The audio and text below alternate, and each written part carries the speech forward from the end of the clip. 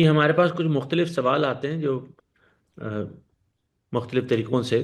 ان میں ایک خاتون کا سوال تھا کہ خواتین کا ذکر جو قرآن مجید میں آتا ہے اکثر و بیشتر وہ کچھ ثانوی طور پر آتا ہے، زیادہ تر مردوں سے بات ہوتی ہے، انہی کا ذکر ہوتا ہے.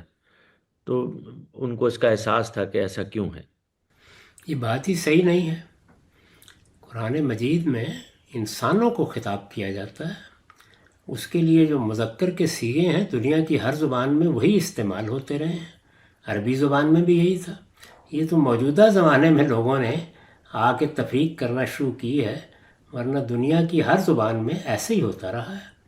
یہ بات ہی ٹھیک نہیں ہے کہ وہاں مردوں سے خطاب کیا گیا ہے. ہر جگہ انسانوں سے خطاب کیا گیا ہے. بعض جگہوں پر مردوں کو الگ کر کے کوئی بات کہی گئی ہے اور عورتوں کو الگ کر کے کہی گئی ہے بعض جگہوں پر، ورنہ زیادہ تر خطاب انسانوں سے بحیثیت انسان ہے. اور یہ جو آج خطاب اگر کیا جاتا ہے، اگر خدا آج اس بات کو ہم سے کرتے تو وہ اس زمانے کے لحاظ سے پھر وہ انسانوں میں مرد و عورتوں کا اس لحاظ سے گفتگو میں کلام کرتے کہ یہ مسئلہ نہ پیدا ہوتا جو آپ جیسے کہہ رہے اس ہیں اس وقت بھی دور میں. ایسے ہی پیدا ہوتا ہے جی. ابھی تک تو زبان میں جو کوئی تبدیلی ایسی نہیں آئی.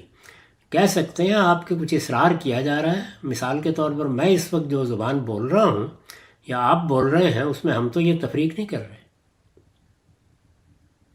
ابھی میں نے جب یہ کہا ہے کہ آپ لوگوں کو یہ کرنا چاہیے یا ان کو اس طرح سے قرض لینا چاہیے یا یہ کرنا چاہیے، تو یہاں میں نے یہ تفریق تو نہیں کی کہ میں مردوں سے خطاب کر رہا ہوں یا عورتوں سے. انسانوں ہی سے بات ہو رہی ہے. صحیح.